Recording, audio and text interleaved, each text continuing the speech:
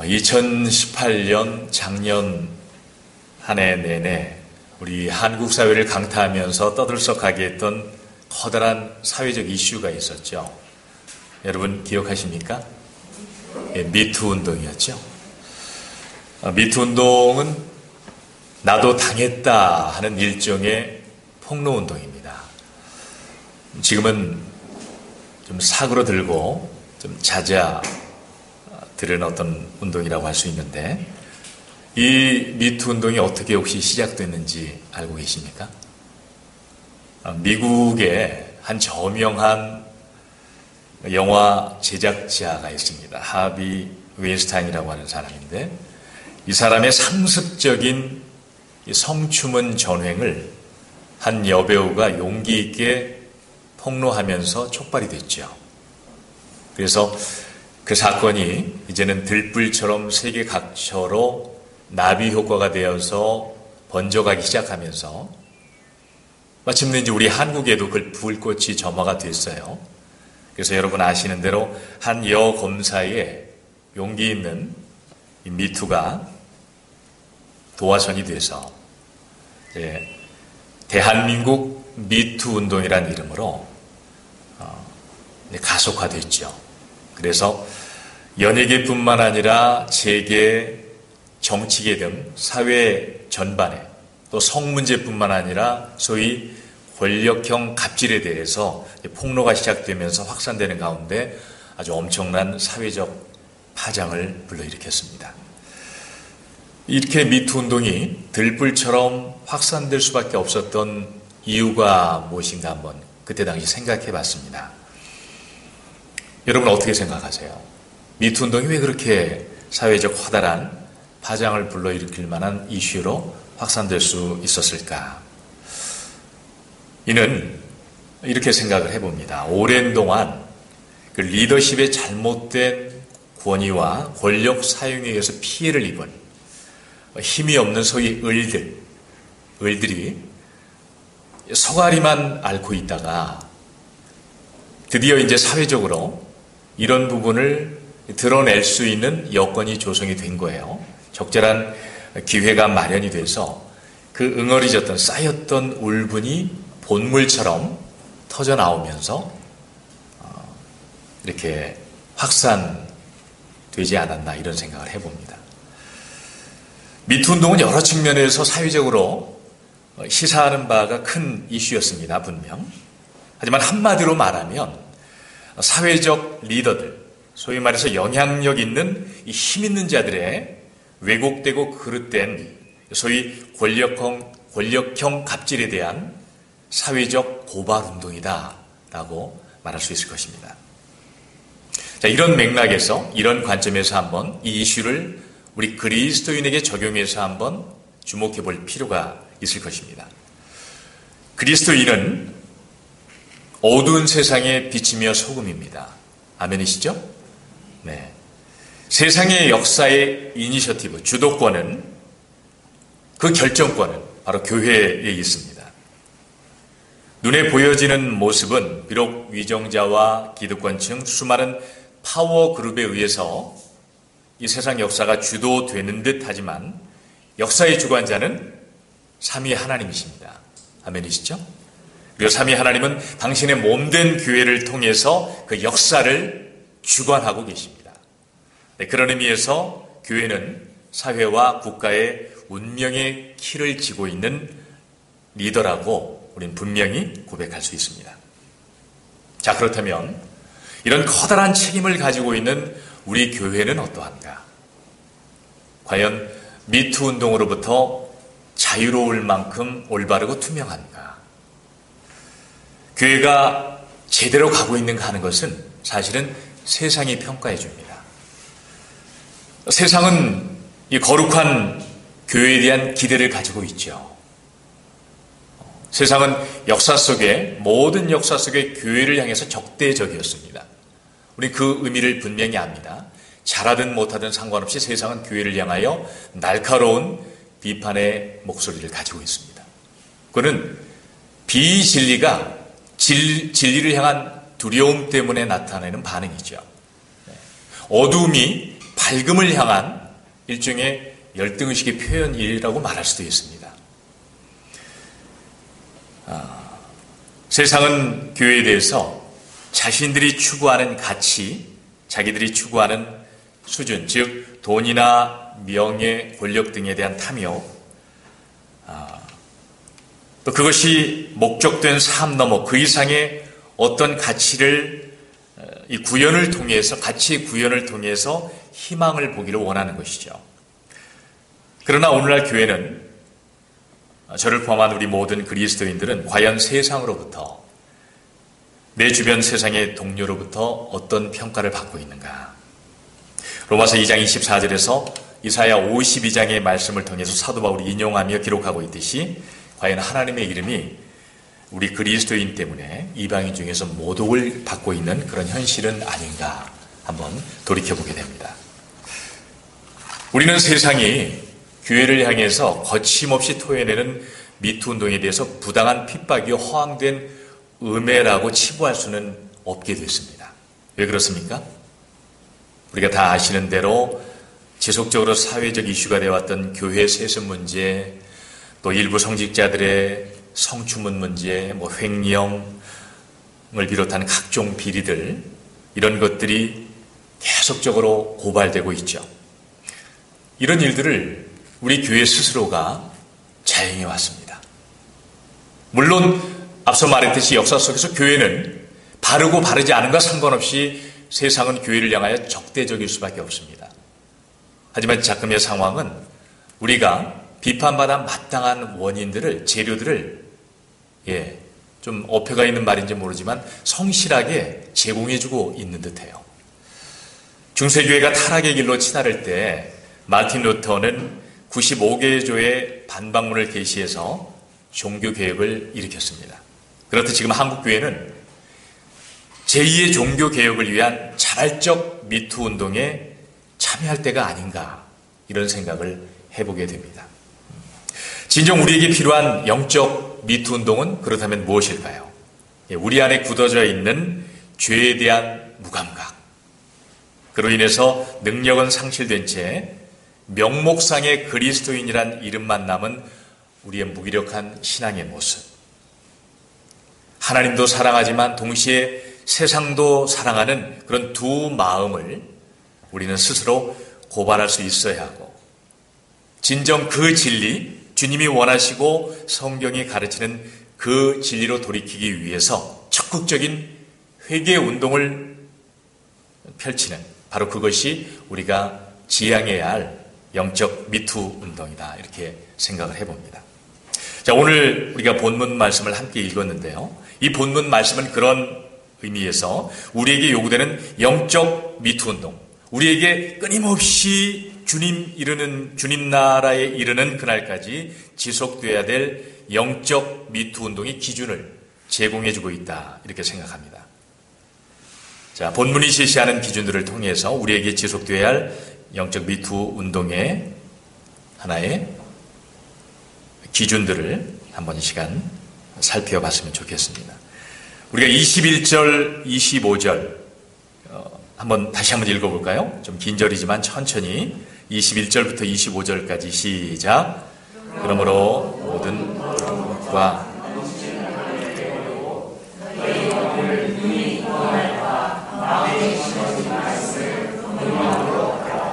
너희는 말씀을 행하는 자가 되고 듣기만 하여 자신을 속이는 자가 되지 말라. 누구든지 말씀을 듣고 행하지 아니하면 그는 거울로 자기의 생긴 얼굴을 보는 사람과 같아서 제 자신을 보고 가서 그 모습이 어떠했는지를 곧 잊어버리거니와 자유롭게 하는 온전한 율법을 들여다보고 있는 자는 듣고 잊어버리는 자가 아니요 실천하는 자니 이 사람은 그 행하는 일에 복을 받으리라. 우리가 읽었지만 이 구절은 행위, 우리로부터 촉발되는 행위에 초점을 모으고 있는 듯 하지만 사실은 그 행위의 근간이 되는, 행위의 동기가 되고 근거가 되는 존재론에 대해서 주목을 하고 있습니다. 분명한 존재 인식이 결여되면 척하는 신앙이 됩니다. 다시 말하면 우리가 어떤 행동을 하기 전에 행동을 하는 주체로서 내가 누구인가, 나는 누구인가에 대한 명확한 해석이 있어야 된다는 거죠. 의외로 너무나 많은 그리스도인들이 내가 누구인가를 정확히 성경을 통해서, 성경을 조명하시는 성령 하나님의 역사를 통해서 확실하게 그 정체성에 대해서 기반이 없이, 확고한 믿음의 기반이 없이 그저 어떻게 행할까를 고심한다는 거예요. 여러분 어떻습니까? 우리는 성경을 대하며 우리에게 요구되는 수많은 하라 하지 말라는 명령들을 보면서 내가 이것을 행하고 행하지 않을 것에 대한 결단 이전에 나는 이 행동을 할 수밖에 없는 존재다. 또한 이러한 행동을 하지 않을 수밖에 없는 존재라고 하는 자기 그리스도인됨의 정체성에 대해서 명확하게 인지할 필요가 있다는 거죠. 닭이 병아리를 낳는 것은 지극히 당연하죠. 그렇죠? 네.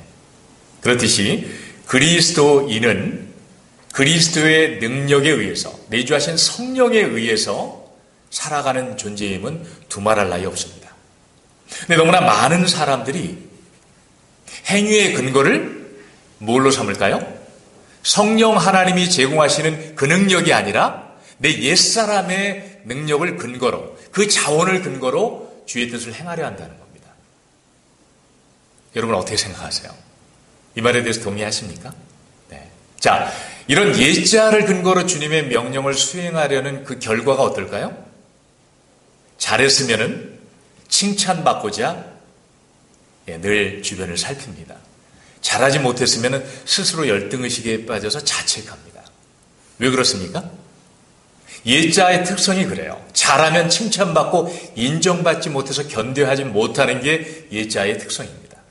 또 반면에 자기가 성취한 것에 대해서 불만족스러우면 한없이 자책하며 열등감을 느끼며 고개를 숙일 수밖에 없는 게 또 옛자예요. 우리는 어떻습니까?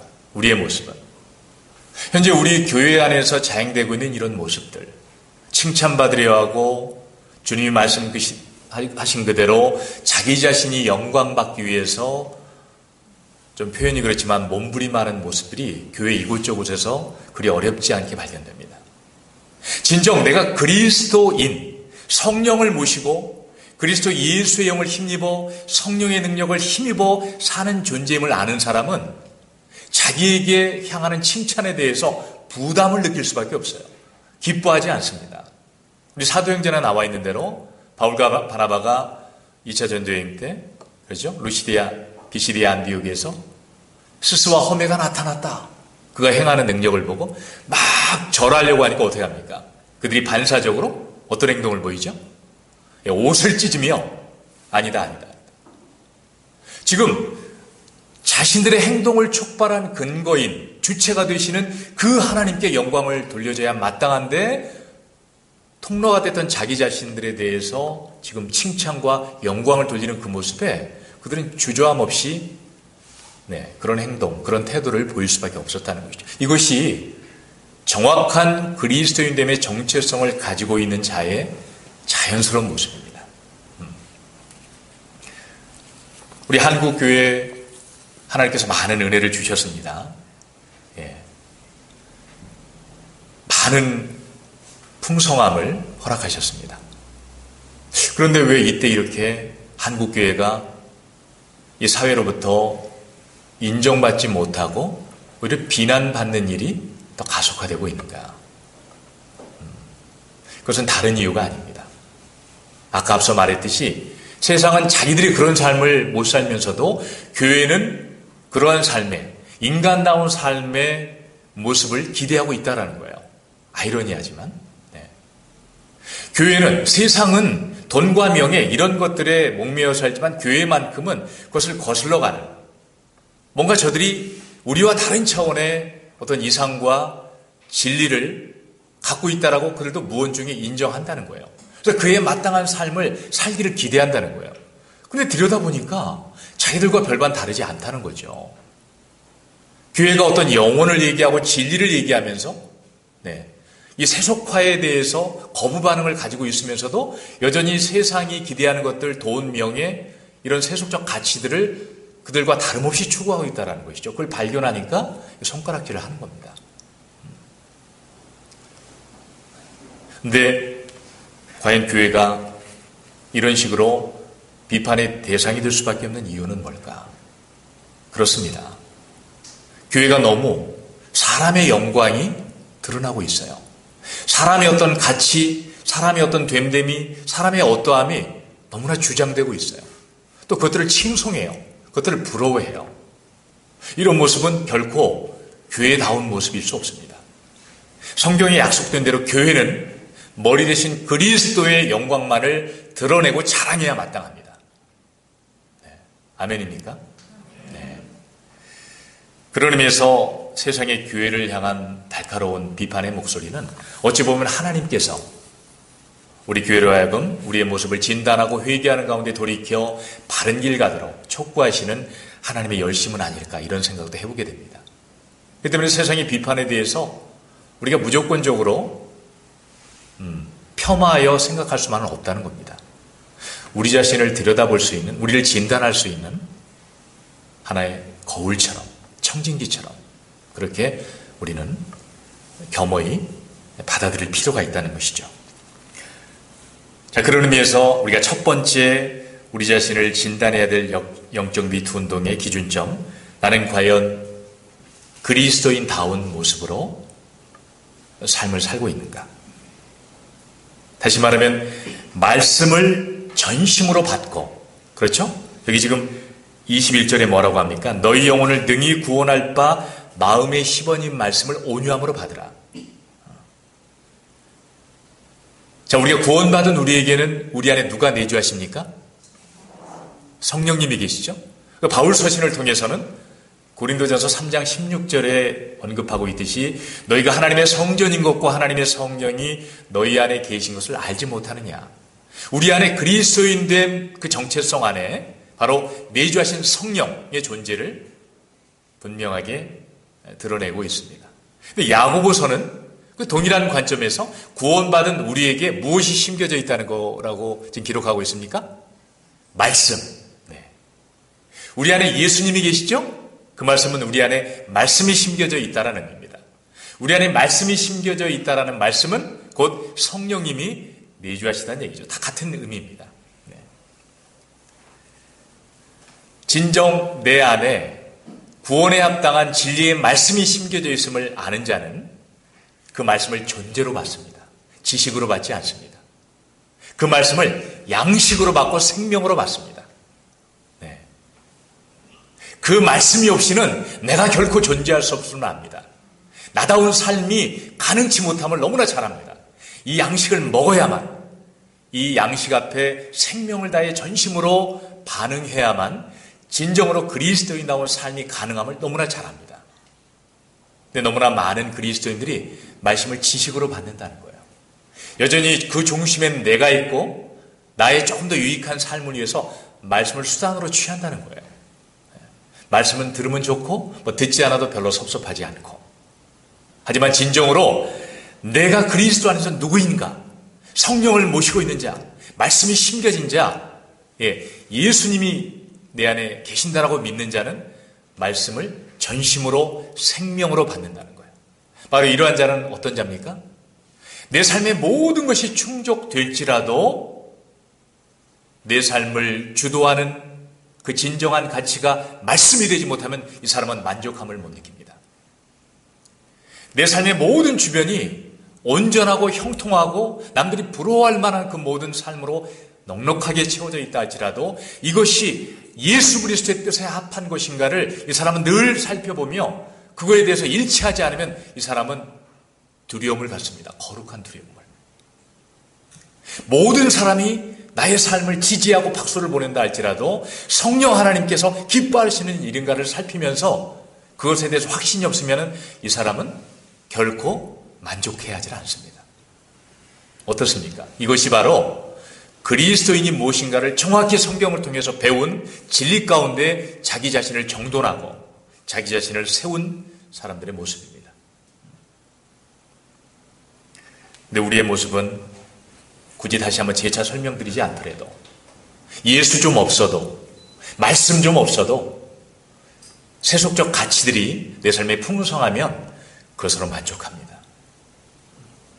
언제부턴가 예수님이 전부가 되지 않고 나의 삶의 전부를 위해서 예수님은 도구적 존재, 내가 필요할 때 나타나서 나를 힘껏 돕는 분, 이 정도로 예수님을 취급하고 있지는 않는가, 이런 생각을 해봅니다. 우리가 한번 지금 영적 미투운동이라는 측면에서 이 말씀을 대하고 있죠. 저 자신부터 제가 이 말씀을 준비하면서 그럼 너는 어떠한가? 네가 이렇게 설교하려고 준비하고 있는데 너의 삶은 과연 그렇게 이 말씀을 성도들과 나누고 선포할 수 있는 그런 삶의 균형을 갖고 있는가? 그리스도인으로서 너의 삶은 말씀이 전부된 삶, 말씀이면 충분한 삶, 모든 것이 결핍되어 있을지라도 오직 내 안에 계신 성령과 함께하는 동행하는 그 기쁨으로 충만하며 만족한 삶을 살고 있다라고 말할 수 있는가? 돌이켜보게 됩니다. 그래서 이런 기도를 합니다. 주님, 저는 연약합니다. 오늘 또 실수합니다. 어떤 찬양의 고백처럼.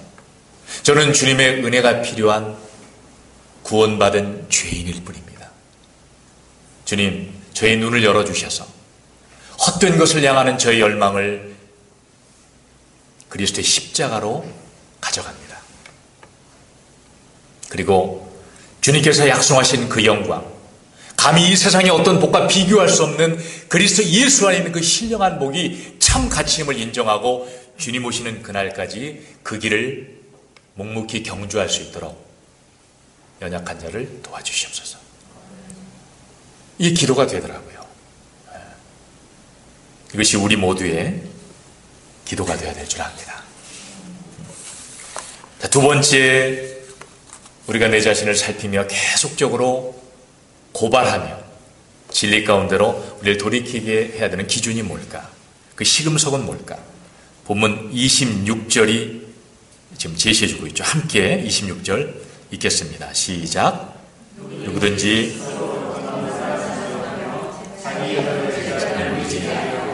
자기 마음을 속이면 이 사람의 경고는, 두 번째, 나를 살피며 진단해야 될 영적 미투 운동의 기준은 나는 참 경건에 합당한, 그리스도인으로서 합당한 언어 생활을 하고 있는가 하는 것입니다. 말은 마음의 어리죠. 우리가 하는 말, 그게 왜 말인가, 이 단어가 마음의 얼의 줄임말입니다. 그 사람의 말을 보면 저 사람의 마음을 알 수 있죠. 말이 자신 없는 사람은 마음이 소심한 사람이 많아요. 근데 말이 당당하고 거침없는 사람은 내면이 자신감이 충만한 사람입니다. 말이 긍정적인 말, 격려하는 말, 이런 말을 많이 하는 사람은 어떻습니까? 그 마음이 따뜻한 사람이에요. 은혜로 늘 보호되는 사람이에요. 늘 부정적인 말, 신경질적인 말, 막 깎아내리는 말, 비판하는 말, 이런 사람은 뭡니까?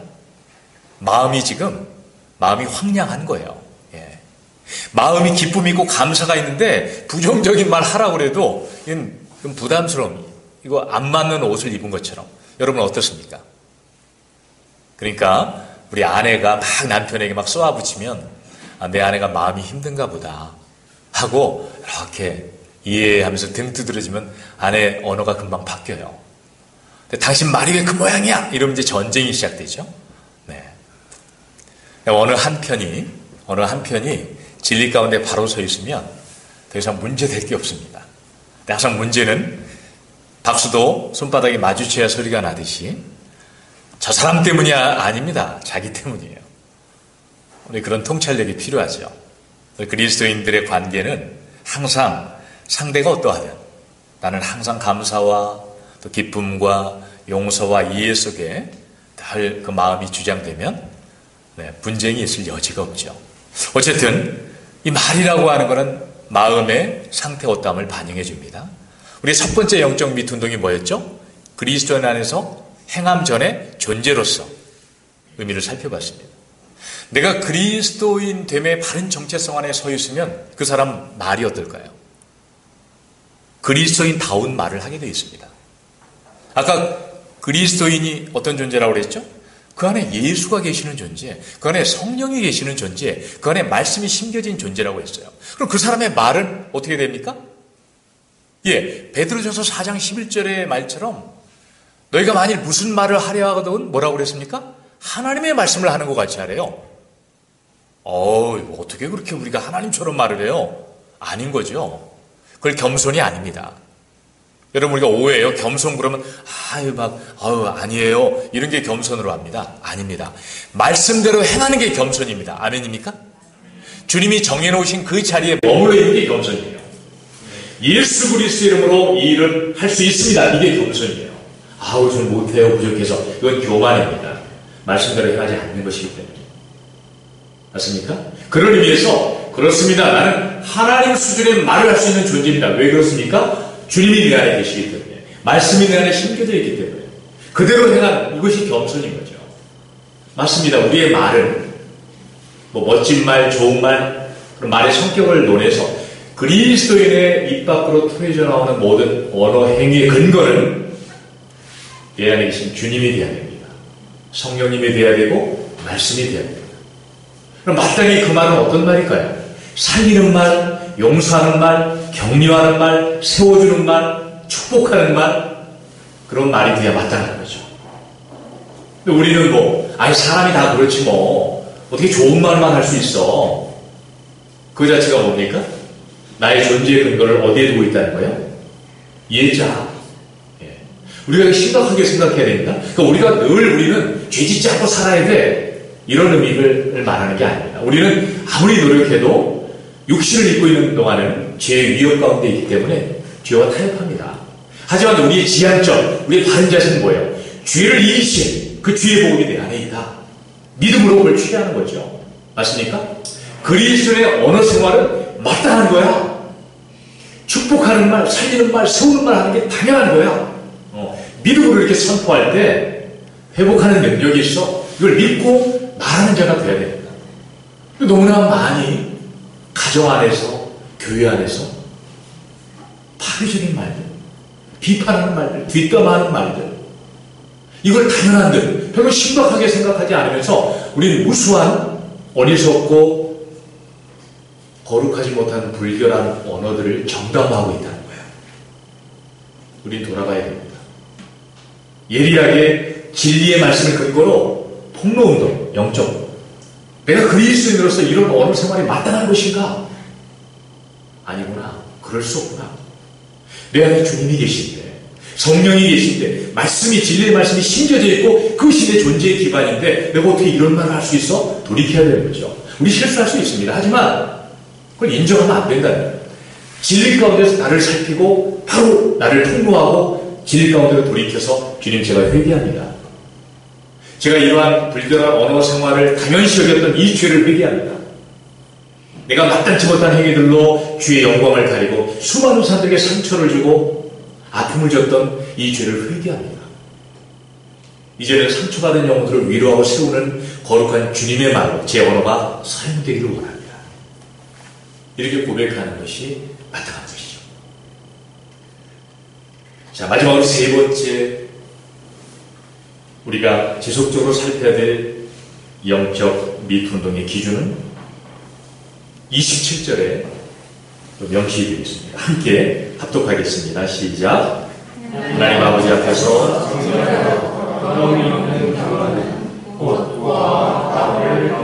그 환난 중에 돌보고 자기를 좁혀 예수께 드리라.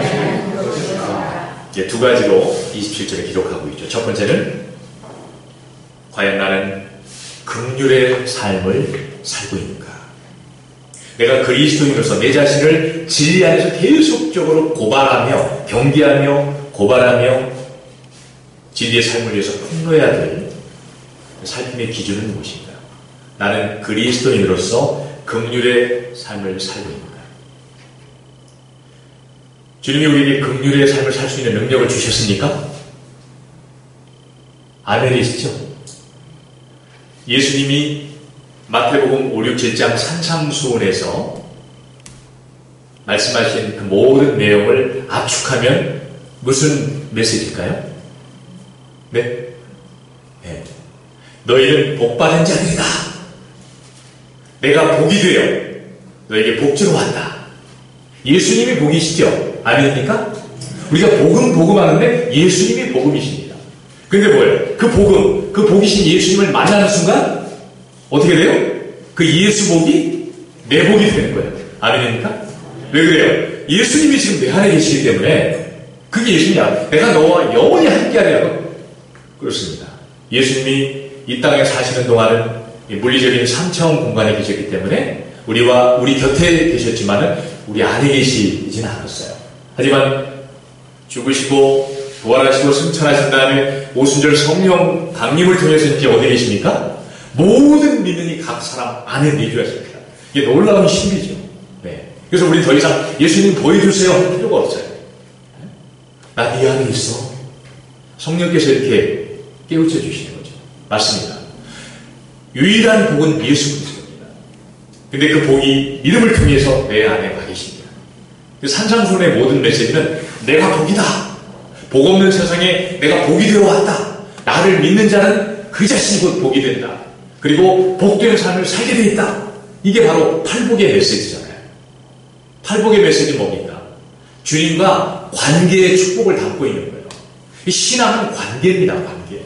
신앙은 뭐 물질, 뭐 이런 돈 축복, 명예, 뭐 만사형통 그건 결과죠. 궁극적인 우리 신앙의 초점은 주목할 포인트는 주님과의 관계예요. 주님을 잃어버리고 내가 주인 돼서 내가 왕이 돼서 살던 그 두려움과 불안의 존재가 주님 만나 평강의 주님과 관계 안에서 어떻게 돼요? 내가 평강의 존재가 되는 거예요. 아멘입니까? 용서하지 못하고 두려움과 분노와 고독 속에 살던 인생이 주님 만나 평강과 위로와 소망의 존재로 바뀌는 거죠. 이것이 뭡니까? 지속적으로 우리 그리스도인이 구원을 발견해 가고 이루어 가야 될 내용인 것이죠. 우리는 이미 구원 받았습니까? 아멘이죠? 주님과 관계된 존재. 어떤 관계? 주님을 내 안에 모시고 있는 관계. 이루어가는 구원. 이런 말을 해요. 이 말은 뭡니까? 내 안에 계신 주님과 지속적으로 관계함으로 그분의 열매가 드러나는 삶. 이게 바로 이루어가는 구원이고 우리가 지속적으로 주님과 관계해야 될 삶의 책임인 것이죠. 그러다가 이제 주님 오시는 그날, 또 우리가 주님 품에 안기는 그날, 영원히 이제 분리돼야 분리될 수 없는 죄가 없으니까 주님과 완전히 연합된 속에서 그 주님의 완전한 영광을 부분적으로 아는 것이 아니라 온전히 경험하는 그날을 우리가 맞이할 것입니다. 아멘입니까? 이게 구원의 3단계죠. 마찬가지로 복이라고 하는 것은 예수님과의 관계고 이 팔복에서 첫 번째, 네 번째 복은 주님과 우리의 관계를 말해요. 네, 이거를 자세히 설명하지 않겠습니다. 그 다음에 다섯 번째 복부터 여덟 번째 복은 뭡니까? 이웃과의 관계의 복이에요. 다시 말하면 이 팔복은 주님 만나 주님을 풍성히 누리고 주님이 충만한 가운데 주님이 채워져서 이제는 그 주님의 충만함이 어떻게 합니까? 이웃 가운데, 세상 가운데, 열방 가운데 흘러가는 복의 역사입니다. 이 복이 어디에 약속되어 있죠? 창세기 12장 1절 2절 믿음의 조상 아브라함에게 너는 복의 근원이 될지라 너는 복이 될지라. 왜요? 복이신 하나님과 아브라함이 드디어 만남을 가진 거예요. 네가 나를 믿는 순간 복인 내가 이제 너와 함께하여 네가 복이 될 것이다. 네가 가는 곳마다 너를 인정하는 자는 복을 받고 너를 부정하는 자는 저주를 받을 것이다. 그게 그 말이에요. 복으로 받아들이면 또 그들에게 복이 되는 거예요. 그 복을 외면하면 그들은 저주가 되는 거죠. 바로 이 삶이 구체적으로 신약에서 예수님의 메시지를 통해서 팔복으로 증거되는 거고 이것이 구원받은 우리들에게 약속된 복입니다. 하나님을 충분히 누리고 누려진 그 하나님을 이웃에게 이제는 소개하고 흘려보내고 드러내는 삶. 자, 그런 의미에서 다섯 번째 복이 뭡니까? 긍휼의 복이에요. 뭡니까? 긍휼히 여긴 자는 복이 있나니 저희가 긍휼히 여김을 받을 것이며. 자, 우리말에는 무슨 조건절처럼 되어 있지만 그렇지 않아요. 너는 이미 복 받았다. 어떤 복? 긍휼히 여김 받는 복. 주님으로부터. 그렇기 때문에 너희는 마땅히 뭐라는 겁니까? 이제 누군가를 향해서 긍휼을 행할 수 있는 능력이 이미 있다라는 거예요. 아우, 제 인간 어떻게 용서해요? 아니야, 나 절대 용서 못해. 죽을 때까지 용서 못해. 이 말의 의미는 나 예수복 싫어. 이것과 전혀 다름이 없습니다. 내가 느끼는 감정은 우리 안에 죄가 있기 때문에 그 내 감정이 아닌 거예요. 여러분 믿습니까? 내 안에 일어나는 불안, 분노 이런 것들은 내 안에서 일어나지만 내 것이 아니에요. 복음을 깨달은 자는 그걸 뭐라고 말합니까? 내가 아니라 내 속에 일어나는 죄의 기운이라고 분별할 수 있어야 돼요. 너무나 많은 그리스도인들이 내 안에 일어나는 옛자의 이런 사탄이 역사하는 그 옛자의 감정과 기분을 내 것인 것처럼 말을 해요. 아니라는 겁니다. 우리는 싸워야 됩니다. 그리스도를 모시고 있는 나는 기쁨과 감사가 약속되어 있어. 이걸 믿음으로 취해야 됩니다. 내 감정은 그런 것이 옛자의 죄스러운 그런 감정이 내 것인 것처럼 우리에게 더 친밀해요. 하지만 거기에 믿음이 필요합니다.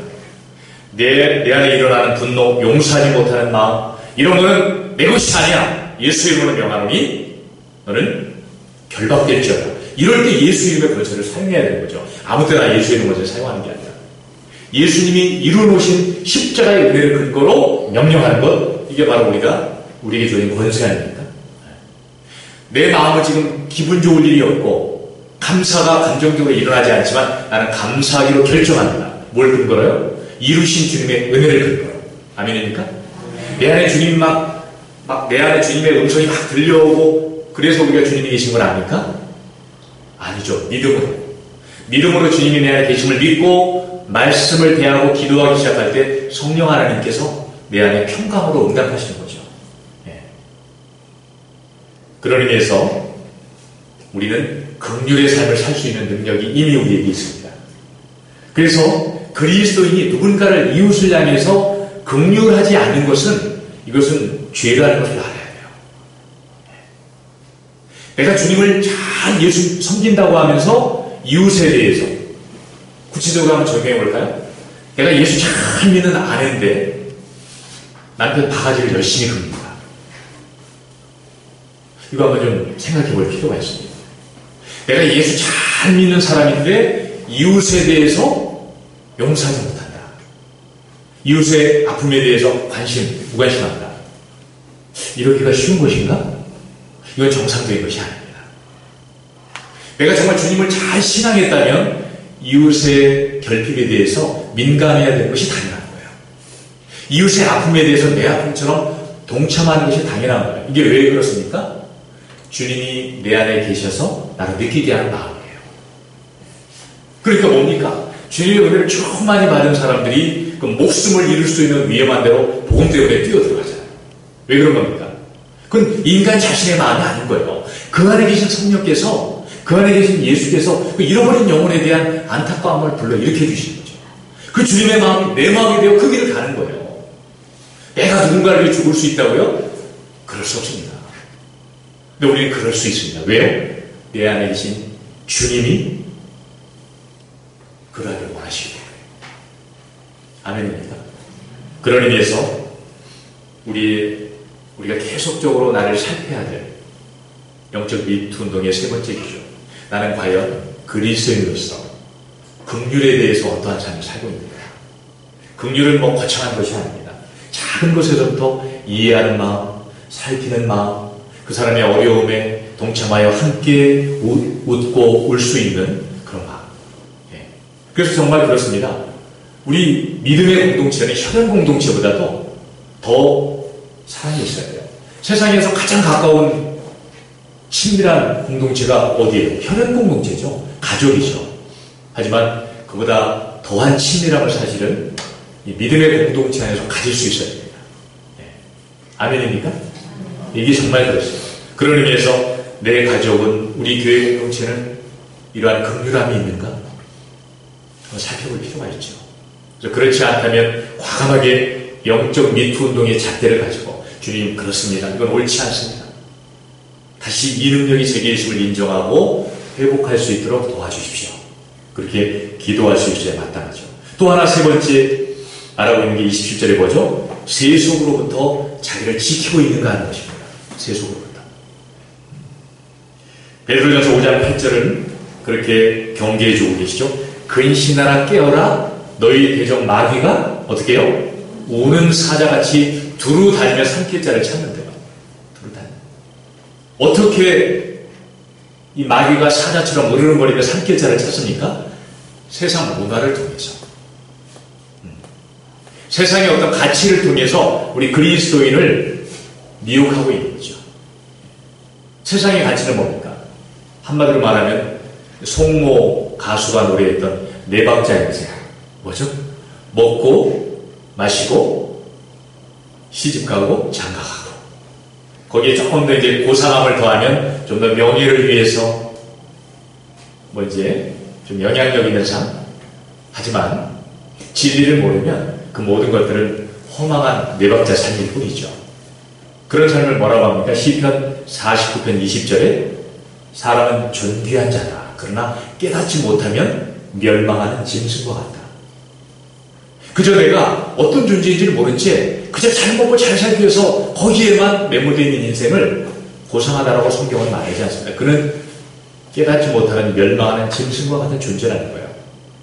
우리 인간은 그렇습니다. 이 세속의 가치, 우리가 경계해야 될 세속의 정신은 뭡니까?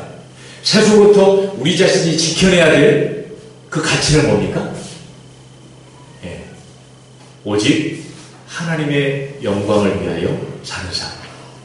영원 속에서 이 땅에 보내신 자로, 보내신 분의 목적을 위해 살다가 보내신 그곳으로 돌아갈 내 존재라는 걸 인식하고 그 영혼의 가치를 추구하는, 고린도서 3장에 가르친 대로 내가 위의 것을 받았으면 위의 것을 생각하고 추구하라.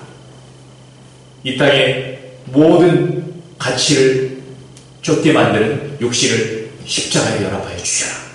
그런 말씀을 하죠. 네. 또 에베소서 5장 16절에 이 말씀이 있습니다. 세월을 아끼라. 때가 악하니라. 잘 많이 들은 말씀이죠. 세월을 아끼라 이 말이 뭡니까? 시간 아껴서 게으르지 말고 잘 쪼개서 이런 의미가 아닌 거죠. 세월을 아끼라라고 하는 거는 이 크로노스의 시간, 인간들의 시간 속에서 인간들의 시간이 뭡니까? 먹고 마시고 시집가고 장가가고 눈에 보이는 가치만을 쫓는 그 시간 속에서, 그 세월 속에서 너희는 카이로스, 하나님의 시간으로 던져올리라 이 말이에요. 돈 벌기 위해서, 명예를 위해서 이런 가치를 쫓는 삶은 크로노스의 인간들의 시간이에요. 그 속에서 하나님이 기뻐하시고 하나님이 원하시는 뜻이 무엇인가를 발견하여 그 삶이 되도록 깨어있으라 이 말인 거죠. 세월을 아끼라는 얘기예요. 그래서 때가 악하니라. 왜요? 이 세상이 아까 베드로전서 말씀처럼 우는 사자같이 우리 그리스도인들로 하여금 거룩한 삶을 살지 못하도록 속이고 있기 때문에. 마지막으로 내가 내 자신을 살펴야 할 영적 미투운동의 기준이 이 말씀입니다. 나는 지금 세상이 웃는 일에 나도 웃고 있고 세상이 울고 있는 일에 나도 똑같이 울고 있는가? 아니면 주님이 원하시는 주님의 기쁨되는 일 때문에 나도 기뻐하고 주님이 세상을 보며 슬퍼하는 일 때문에 나도 슬퍼하고 있는가? 이런 부분을 살필 수 있어야 옳은 것이죠. 자, 오늘 저희가 세 가지, 정확히는 네 가지 측면에서 내가 지속적으로 나를 믿음 안에서 경계하며 살피는 가운데 폭로해야 할 그리스도인답지 못한 삶의 내용이 무엇인가. 그래서 그걸 도려내고 진리 안에서 내가 계속적으로 경주해야 될 거룩한 삶의 지향점은 무엇인가를 살펴봤습니다. 첫 번째가 뭐라고요? 나는 그리스도인다운 모습으로 서 있는가? 두 번째는 나는 그리스도인다운 말을 하고 있는가? 그렇죠? 세 번째는 나는 그리스도인다운 긍휼을 행하고 있는가? 그리고 그리스도인답게 세속으로부터 나를 지켜내는 믿음 가운데 있는가? 이 말씀을 한번 마음에 새기면서 이러한 삶을 살 수 있는 하나의 길은 뭘까요? 십자가의 길입니다. 아무든지 나를 따르려거든 주님 뭐라고 말씀하셨죠? 날마다 자기를 부인하고 할 때에서 자기를 부인하고의 자기는 뭘까요? 거듭난 자가 옛자한 겁니다. 아셨죠? 어떤 분들은 막 이 벌레 같은 더러운 막 대표기도 하는데 이 벌레 같고 지렁이 같은 존재가 아니에요. 주님은 지금 존귀하게 보는데 왜 벌레 같고 지렁이 예자한 거죠. 그 예자는 이미 십자가에 처단이 됐어요. 그러니까 주님이 자기를 부인하고 그거는 주님과 상관없는 자기 중심적인 예자, 그를 부인하고, 이제는 세자는 뭐예요? 주님으로 기뻐하고, 주님의 뜻으로 기뻐하고, 주님의 말씀으로 기뻐하고, 그렇죠? 예, 주님 없이는 살 수 없는 나. 그게 세자한 거예요. 그러한 세자가 돼서 어떠라는 겁니까? 날마다 주님을 따르는 삶. 그 십자가의 삶이 우리로 바른 그리스도인다운 정체성, 바른 그리스도인다운 말, 바른 그리스도인다운 긍휼, 또 바른 그리스도인답게 세속으로부터 깨어서 자기를 지켜내는 삶, 이런 삶을 보장해 준다는 것입니다. 주님 오시는 그날까지 이 십자가 복음이 매일매일 내 삶의 좌표가 되고 내 삶의 힘이 돼서 승리하는 우리 밝은 교회 성도님이 될 수 있도록 기도하며 축복을 나눕니다. 기도하겠습니다. 우리 한번 같이 이 시간 짧게 한번 기도할까요? 하나님, 그렇습니다. 세상의 미투 운동은 이미 한 시대의 신드롬으로 일어났다가 지금 잦아들었지만 우리는 그걸 통해서 주님의 메시지를 듣습니다. 내 자신이 계속적으로 진리 가운데 나를 경계하며 살피는 가운데 내 가운데 폭로되어야 될 그리스도인답지 않은 삶의 모습은 무엇인가? 그 모든 것을 발견하고 회개하는 가운데 돌이켜 그리스도인다운 바른 그리스도인다운 삶을 살 수 있도록 하나님 도와주시옵소서. 그러한 우리 밝은 교회가 될 수 있도록, 그런 밝은 교회의 공동체가 될 수 있도록 축복하여 주시옵소서. 이런 마음으로 한번 우리 간절히 기도하겠습니다.